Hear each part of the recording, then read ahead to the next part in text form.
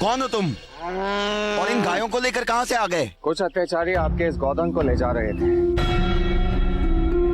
स्वयं को व्यापारी कह रहे थे। युद्ध करके इन्हें छुड़ाकर लाया। सत्य कह रहे थे वे। हमने स्वयं इन गायों को उन्हें बेचा है। क्या आवश्यकता थी तुम्हें बिना जाने समझे हमारे बीच में हितैषी बनने की? अपनी वीरता दिखाने के उत्साह में तुमने हमें संकट में डाल दिया। अब ये आएंगे और अपने स्वयं के लूटे जाने का आरोप हम पर लगाएंगे। तब बताओ क्या उत्तर देंगे हम उन्हें? जाओ, जाकर इन्हें वही छोड़कर आओ जहां से लेकर आए हो। अब ये हमारे किसी काम की नहीं रही।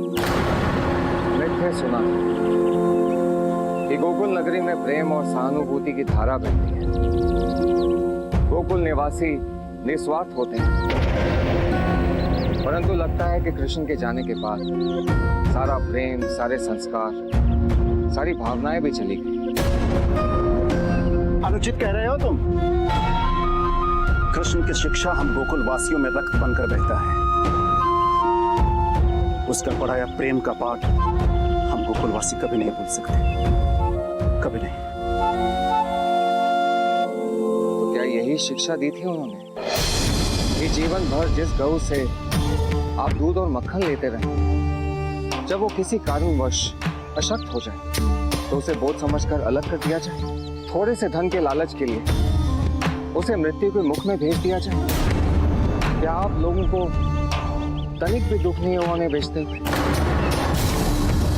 क्या यही संस्कार, यही परंपरा है कृष्ण के इस गोकुल का? उत्तर दीजिए नंद बाबा, दीजिए उत्तर। असंभव, ये कभी नहीं हो सकता। एक साधारण स्वर्गवाला एक असुर को हराकर उसकी गाय छुड़वा कर ले जाए। किंतु ये सत्य है महाराज, वो कोई साधारण ग्वाला नहीं है, बहुत ही बलशाली है। हमारे असुर सैनिकों को उसने वहीं पर वध कर दिया। मैं बड़ी कठिनाई से अपने प्राण बचा कर आया हूँ महाराज। जब बाकी के सैनिकों ने लड़ते लड़ते अपने प्राण निछावर कर दिए, तुम गायों के भांति अपने प्राण बचा मेरे पास आ गए। तुमने क्या सोचा कि ये सूचना सुनकर असुर महेश खुश होगा? बहुत बड़ी गलती करती तुमने, बहुत बड़ी गलती।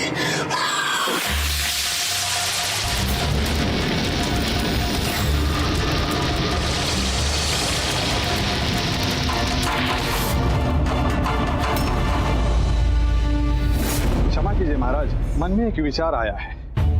कहो।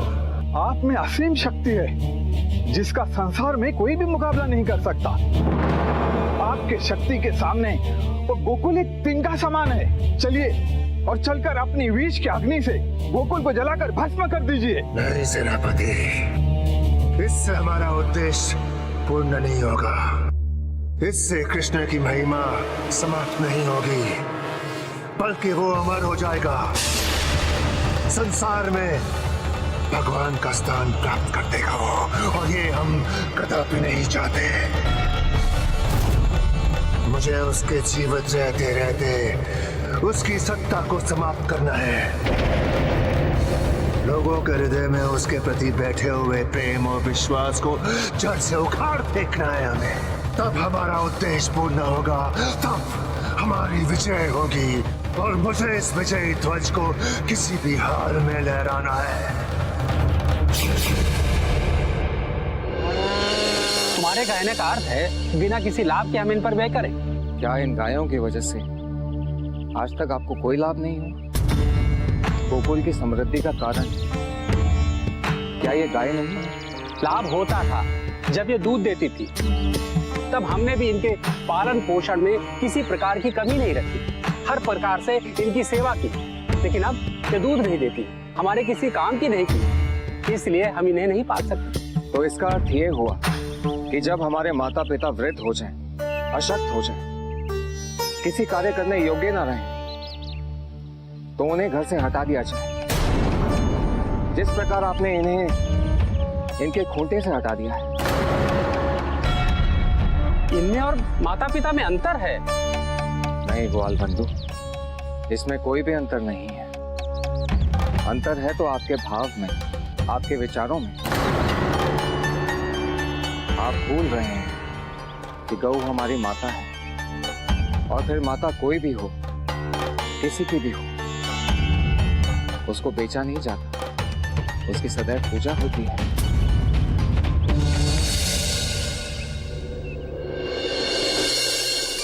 देवी, भैरव के द्वारा शक्तिपीठ की स्थापना के साथ ही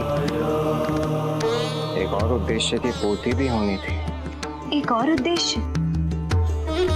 हाँ देवी। वो क्या था प्रभु? भैरव के द्वारा मूक प्राणियों की भावनाएं संसार को समझाने का उद्देश्य पूरा हो गया।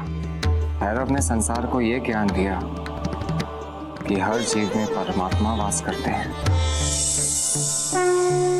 और उसको कष्ट देने का अर्थ है परमात्मा को कष्ट देना। भैरव का संसार को दिया ये ज्ञान निसंदेह उत्कृष्ट है प्रभु। देवी चामुंडा की शक्तिपीठ की स्थापना भी पशुधन की रक्षा के लिए हुई थी, और भैरव ने संसार को पशुधन की महत्ता का बोध कराया था।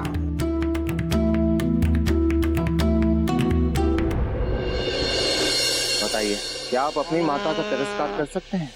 ये सोचिए, जब कृष्ण को इस बात का पता चलेगा कि आप उनकी प्यारी गौओं के साथ क्या व्यवहार कर रहे हैं, तो उन पर क्या बीतेगी? सत्य कहा, बिल्कुल सत्य कहा।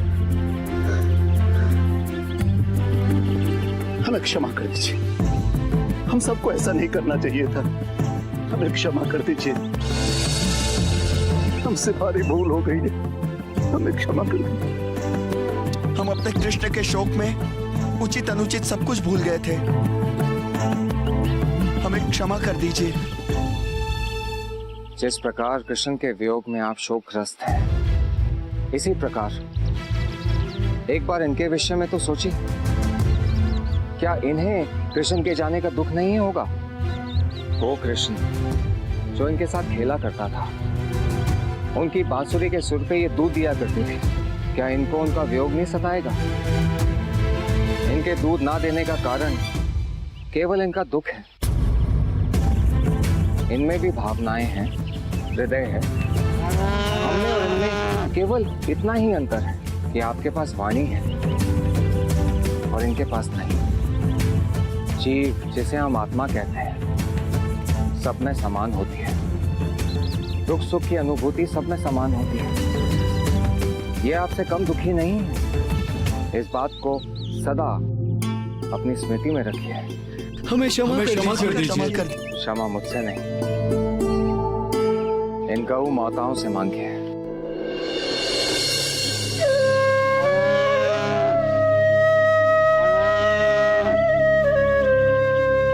हमें क्षमा कर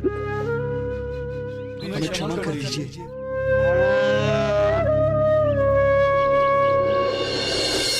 असुरराज महेश, ये हम लोग क्या सुन रहे हैं? तुमने भी संयम खो दिया, उन्हीं असुरों के मार्ग पर चल पड़े हो। क्षमा कीजिए देवी, मैं समझा नहीं आप क्या कहना चाहती हैं। आप किस मर्द की बात कर रही हैं? क्या ये सत्य है? वो ऋषि पत्नियां जो कृष्ण के माया से बंधकर गौ रूप में यहाँ आई हैं, तुम उनसे विवाह करना चाहते हो? हाँ, ये सत्य है। ये दुखद है कि तुम भी अन्य असुरों के भांति सुंदर स्त्री के मोहपाश में बंध गए और भूल गए हो इस तथ्य को कि ये जो प्रतिशोध पूर्ण करने का युद्ध है, ये संसार के सबसे बड़े मायावी कृष्ण के विरुद्ध है। इसे मैं कैसे भूल सकता हूँ देवी? यदि भूलते नहीं तो माया में फंसते नहीं। ये भी स्मरण रहता कि उलझाने के लिए ये कृष्ण की कोई माया भी हो सकती है। और ये भी नहीं भूलते कि कृष्ण ने इसी माया जाल में उलझाकर संसार के सबसे महान शक्तिशाली हमारे पति महाराज कंस का वध कर दिया था, जो इस संसार में कालनेमी के रूप थे। आप निश्चिंत रहिए, मैं किसी के माया में नहीं उलझ रहा। उन स्त्रियों से विवाह करने की इच्छा माया नहीं तो और क्या है? उनसे विवाह की मेरी इच्छा एक विशिष्ट उद्देश्य की पूर्ति है। कैसा विशिष्ट उद्देश्य?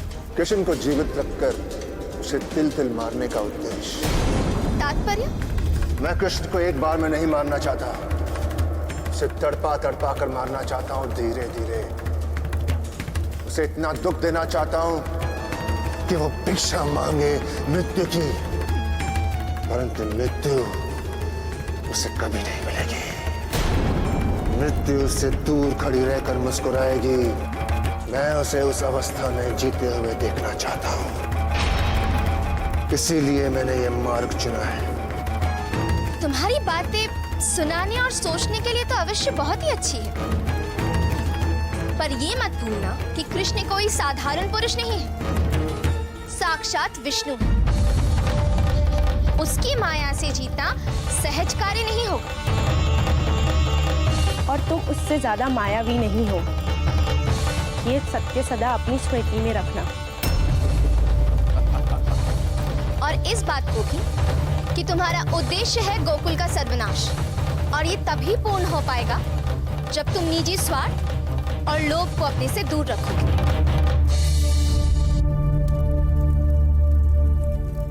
माता,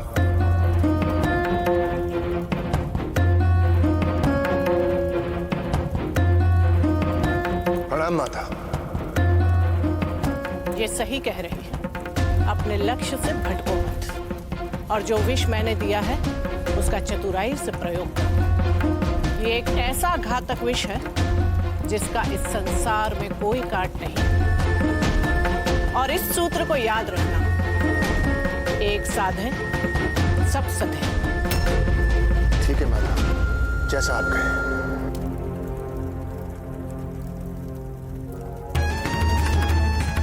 आप लोग कुछ भी कहें, मैं इन गाय रूपी सुंदर स्त्रियों का मोह नहीं छोड़ सकता। ऐसी स्थिति उत्पन्न करूंगा कि गोकुलवासी स्वयं उन्हें बाहर निकाल फेंकेंगे। इसके पश्चात मैं उनसे विवाह करूंगा, उपरांत विनाश होगा गोकुल का।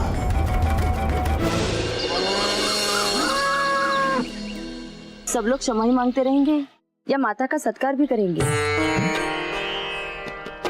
ये सब तो आप लोग जानते ही हैं कि संतान के दुख से माता को अपार दुख होता है। सत्य कहा यशोदा तुमने।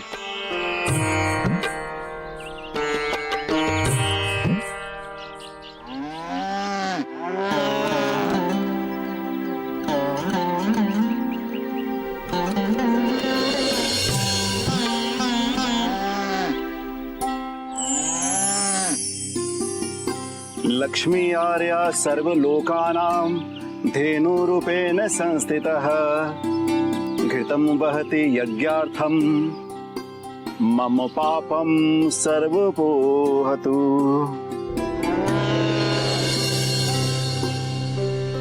गो बंधुओं, गौ माता के सत्कार के लिए गोकुल में सार्वजनिक पूजन का आयोजन रखा जाएगा। बोलो गौ माता की जय, गौ माता की जय।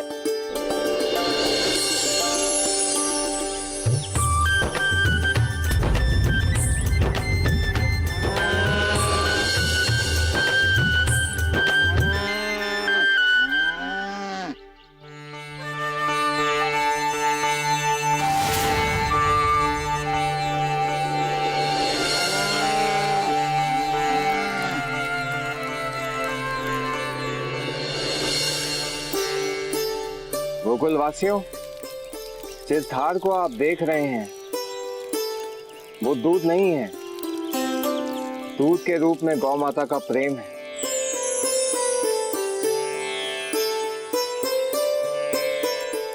प्रेम के बदले प्रेम।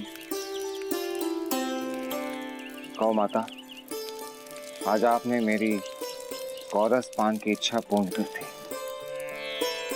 कृतज्ञ हो गया मैं।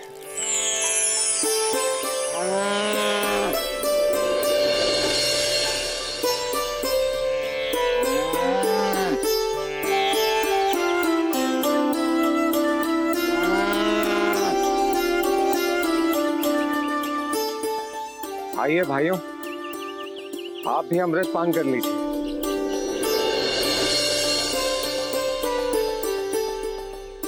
गौ माता की जय, गौ माता की जय।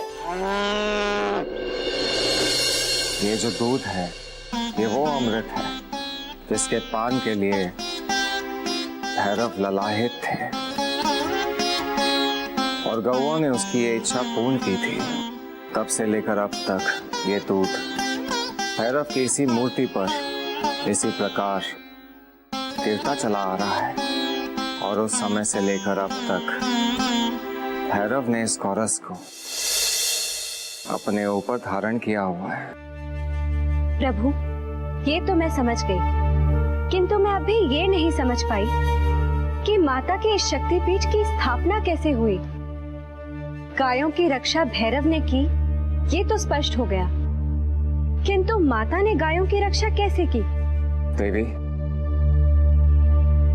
यही तो पहेली है जिसका सुलझना अभी शेष है, क्योंकि संकट अभी तक समाप्त नहीं हुआ था।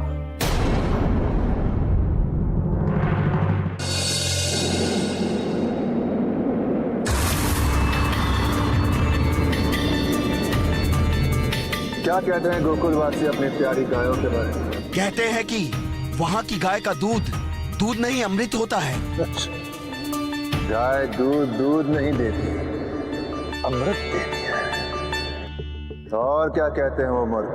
कहते हैं कि गाय हमारी माता है। बहुत आदर है उन गायों के लिए उनके मन में। हाँ जी असुरराज। और क्या कहते हैं वो?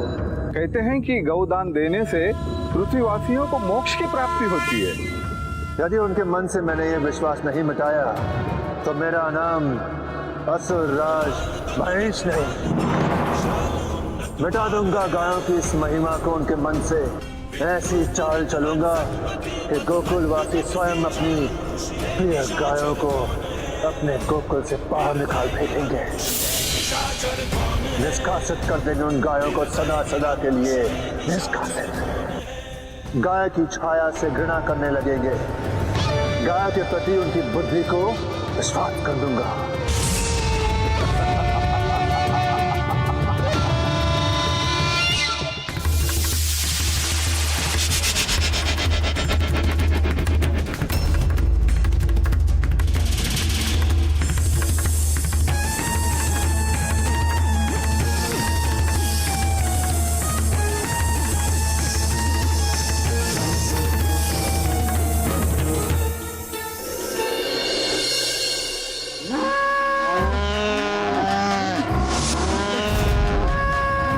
बाबा, हाँ श्रीधर, पता नहीं अचानक सारी गौएं मध्यरात्रि में रंभाने क्यों लगी? चलिए शीघ्र चलकर देखते हैं। चलिए।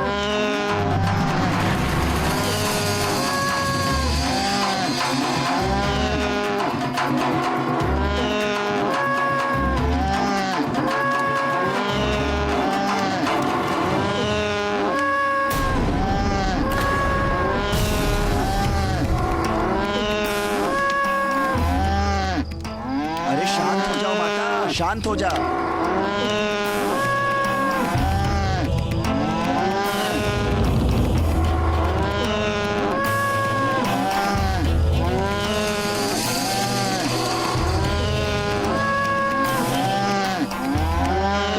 भाई सब ठीक तो है ना?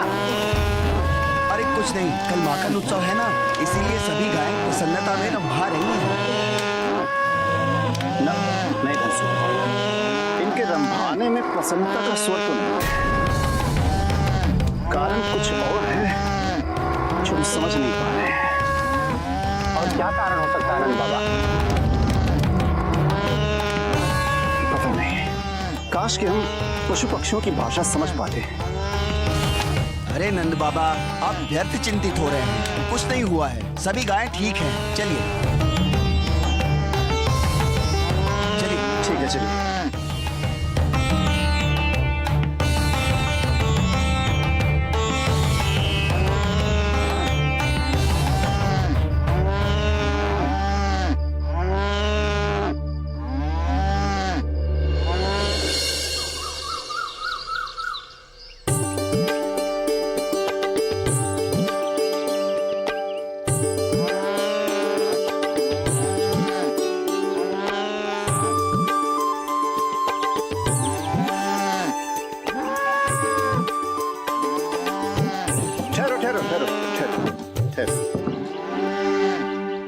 क्या हुआ गौ माता, आप इतनी रुष्ट क्यों हैं, वो भी आज के दिन?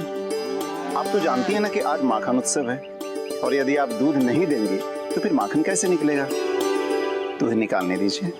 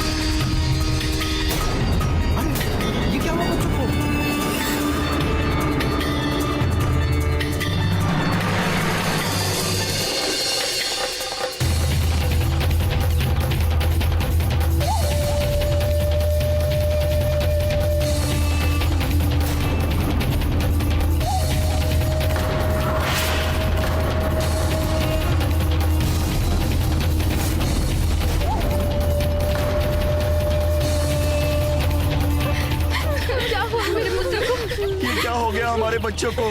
अरे कोई वैद्य को बुलाओ। मेरा बेटा, उठ मेरे पुत्र, मेरा बेटा आंखें खोल मेरे पुत्र। श्रीधर, तुम जाओ और शीघ्र ही वैदराज को बुला कर लाओ। हाँ नंद बाबा।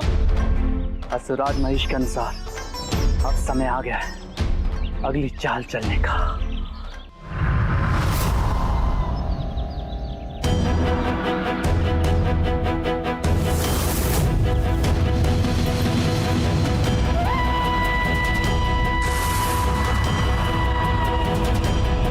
जब तक वैदराज आ रहे हैं, आप कहे तो इन बच्चों को मैं देख लूं।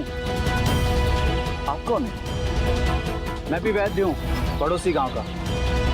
सुना कि आपके गांव में माखन उत्सव है, इसलिए देखने चला है, परंतु दुर्भाग्य से विपत्ति देखने को मिल गई।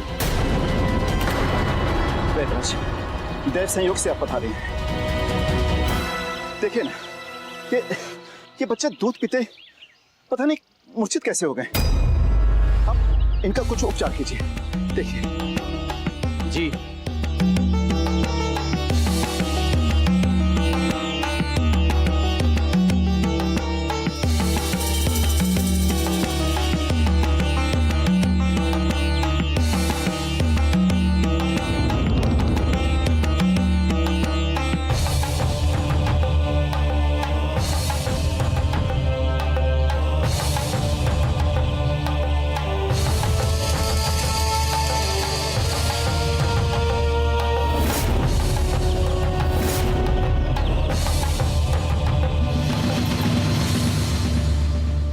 इन बच्चों ने विषपान किया है। विषपान किया? जी, इनकी नाड़ी यही बता रही है कि इनका बचना असंभव है।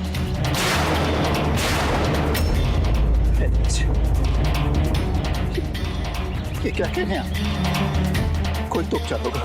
अरे कोई तो औषधि होगी।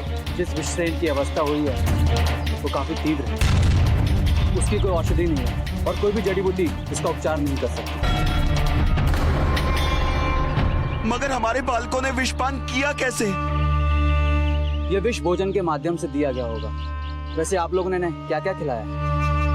आज गोकुल में माखन उत्सव था, बालकों ने केवल दूध का सेवन किया है।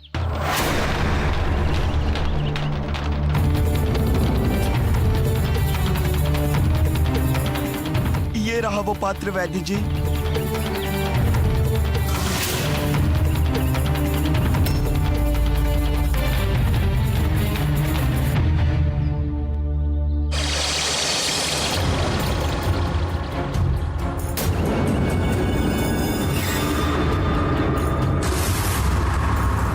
गोकुलवासियों, मुझे काफी दुख के साथ कहना पड़ रहा है कि आपके यहाँ की गांव के दूध में विष है। विष? गायों के दूध में विष? ऐसा कैसे संभव है वैद्य जी?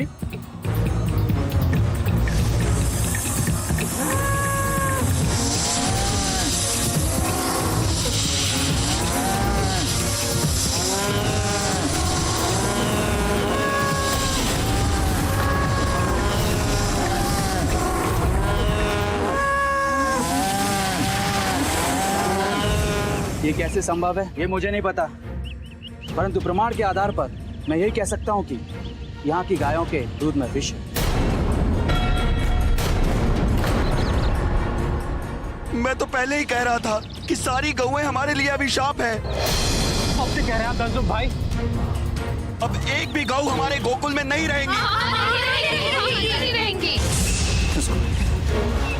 हमारी गौएं अभिशाप नहीं है। इनको गोकुल से मत निकालो। नहीं नंद बाबा, इन्हीं के कारण हमारे बच्चों के जीवन पर संकट आया है। नंद बाबा यही है, यही। इन गायों को हम गोकुल में एक क्षण भी नहीं रहने देंगे।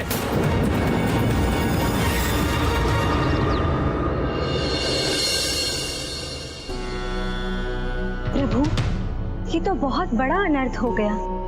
अकारण ही गोकुल वासियों ने उन गायों को दंडित कर दिया। कोई भी घटना अकारण नहीं होती देवी। हर घटना के पीछे कोई कारण होता है और सारी घटनाएं पूर्व निर्धारित होती हैं।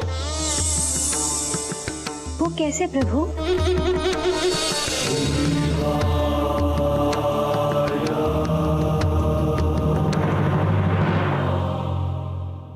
बस आज तुम्हारे और हमारे संबंध का अंत हो गया।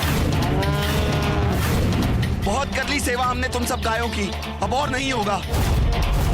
हम तुम्हें गोकुल की सीमा से बाहर छोड़ने आए हैं, दोबारा वापस बताना। तुमने हमारे प्राणों से प्रिय बच्चों के जीवन को संकट में डाल दिया। अब तुम यहाँ से जाओ, जैसे रहना वैसे रहो, जियो मरो, हमें कोई अंतर नहीं पड़ता।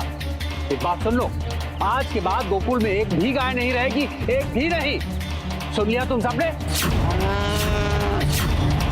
गोकुल पर तुम्हारी छाया भी नहीं पड़ने देंगे। चलो भाइयों, चलो चलो चलो चलो, चलो।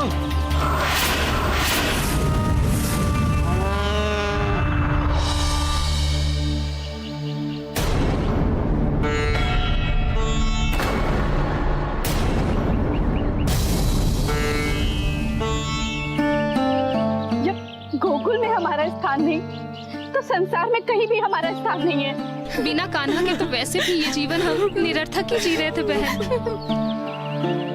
अब इस शरीर को त्याग देने से ही भलाई है।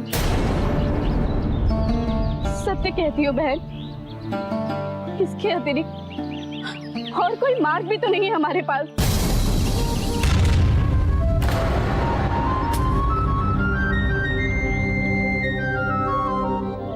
ठहरो।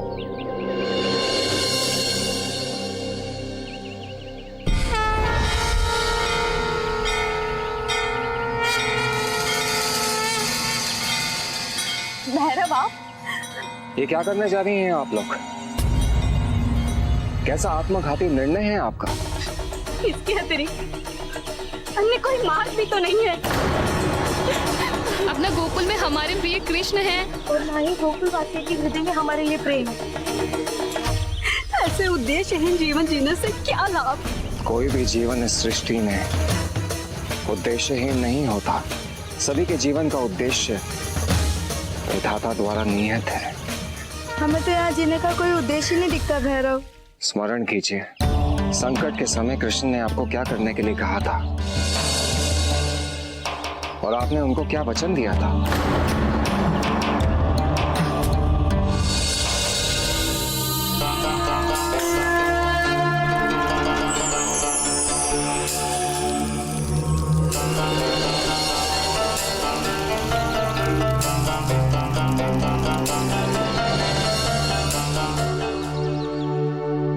हे गौ माता,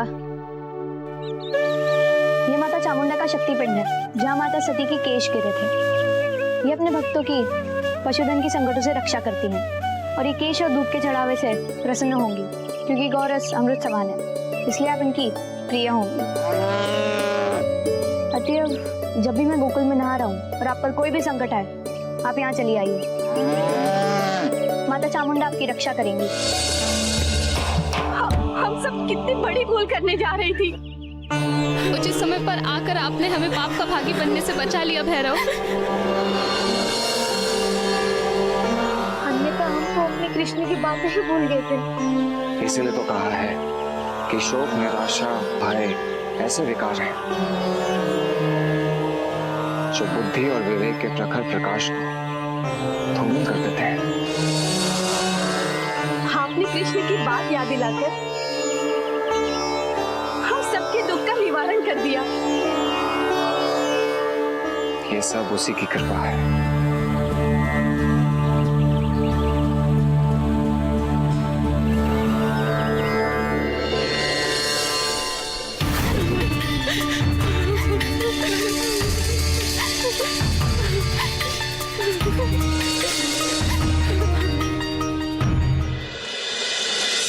समय आ गया है कि हम गोकुल की लाचार असहाय गाय रूपी स्त्रियों को अपने अधिकार में ले ले। अब वो सभी गाय रूपी स्त्रियां मेरी पटरानी बनकर पाताल लोक की शोभा बढ़ाएंगी और मेरे चरणों की सेवा करेंगी। वो जाकर गोकुल की सारी गायों को यहाँ लेकर आओ। एक भी गाय गोकुल में बचनी नहीं चाहिए, एक भी नहीं।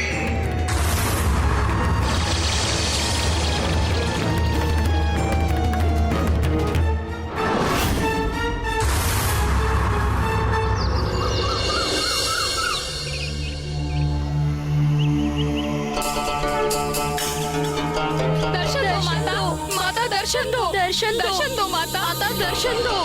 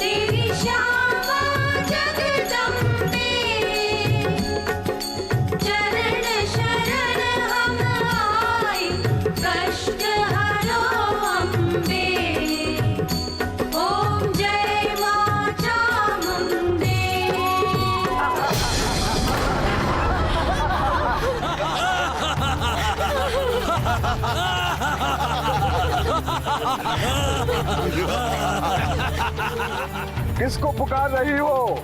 यहाँ कोई नहीं आने वाला। व्यर्थ में ऊर्जा मत गवाओ। उसके स्थान पर अब हम आ गए हैं तुम्हें ले जाने। चलो। दुष्टों, तुम्हारा इतना साहस नहीं कि तुम हमें ले जा सको। हम भी देखते हैं हमें कौन रोकता है। हे माँ चामुंडा, हमारी रक्षा करो, रक्षा करे माँ, हमारी रक्षा करे, इन दुष्टों से हमारी रक्षा करे माँ।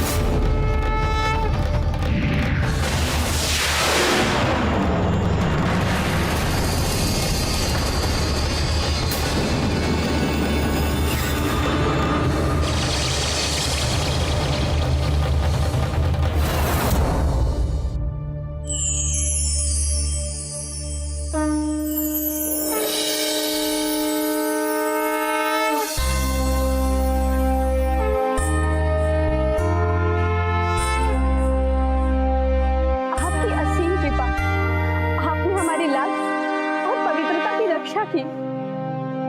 देवियों, कृष्ण ने सदा मुझे दूध अर्पित किया है और गोकुल के गायों के दूध से तो मैं सदा ही पवित्र होती रही। वास्तव में मैं तो आप सबकी ऋणी हूँ। आप सबकी रक्षा करना मेरा धर्म है और गोकुल में तो विशेष रूप से मैं पशुधन की सुरक्षा के लिए ही स्थापित हुई हूँ। अब से आप सभी मेरी शरण में हैं। माँ, आपकी कृपा पाकर हम सब धन्य हो गए माँ। नहीं गौ माता, धन्य तो मैं हूँ। धन्य ये संपूर्ण सृष्टि है जिसका आप पालन पोषण करते हैं। आपके अंदर समस्त देवी देवताओं का वास है। कल्याण के ऐसे मूर्त स्वरूप का इन असुरों के कारण जो अपमान हुआ है, उसके प्रतिफल में मैं आप सभी को वरदान देती हूँ। आज से जो कोई भी आपके चरण धोकर आपकी पूजा करेगा, आपकी सेवा करेगा, आपको भोजन कराएगा, उसके जीवन के सारे कष्ट मिट जाएंगे। उसे मेरी भी दया, मेरा भी आशीर्वाद प्राप्त होगा और उसका जीवन सफल होगा। हमारा जीवन सफल हो गया।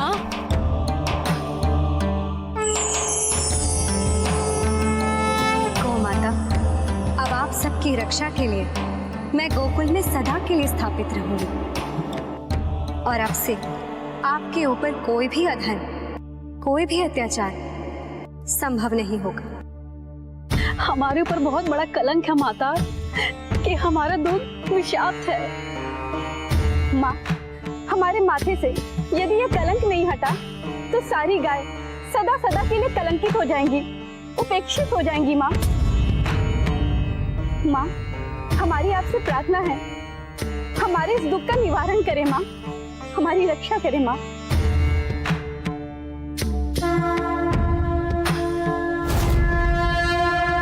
विधि की विडंबना तो देखिए महादेव। जिस गाय के दूध में संसार के हर रोग को हरने की शक्ति है, गोकुल में वही अमृत तुल्य दूध इस समय विष के रूप में जाना जा रहा है। सत्य कहा देवी, परंतु ये समय गोकुल के हर माता पिता के लिए अत्यंत कठिन और कष्टदायी था।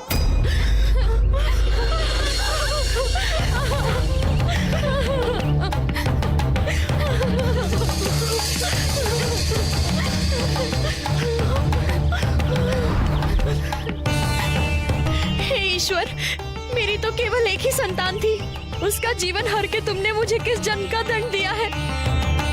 इसके बिना जीकर मैं क्या करूंगी विधाता, मेरे भी प्राण ले लो। संतान बिना जीकर क्या करूंगी, क्या करूंगी, कैसे जीऊंगी।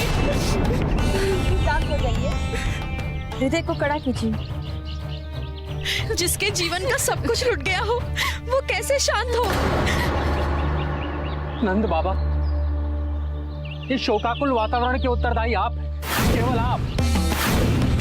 यदि उस दिन गोकुल में गायों को वापस आने न दिया होता तो ये दिन हमें न देखना पड़ता। घर घर से माताओं की चीत्कार सुनाई दे रही है। आप नहीं जानते, किंतु मैं जानता हूं कि ये सब क्यों हो रहा है। तुम जानते हो उसकी वजह क्या है? बताओ श्रीधर, क्या है इसकी वजह? ये गायें हमसे बदला ले रही हैं।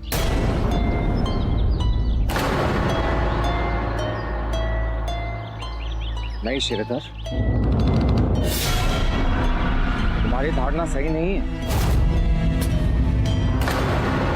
स्मरण रखो, पूत कपूत हो सकता है, परंतु माता को माता नहीं हो सकती। माता बदला नहीं, वरदान देती है, केवल वरदान। जितना बोलना था बोल लिए ना, अब आगे कुछ मत बोलना, अन्यथा उचित नहीं होगा।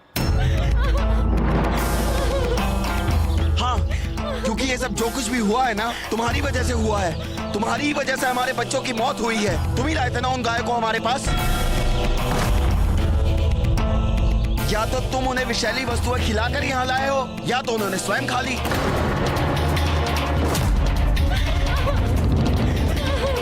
तो तुम जानते हो कि परमात्मा, लेकिन मैं सिर्फ इतना जानता हूं कि हमारे बच्चों की मृत्यु विषैला दूध पीने से हुई है।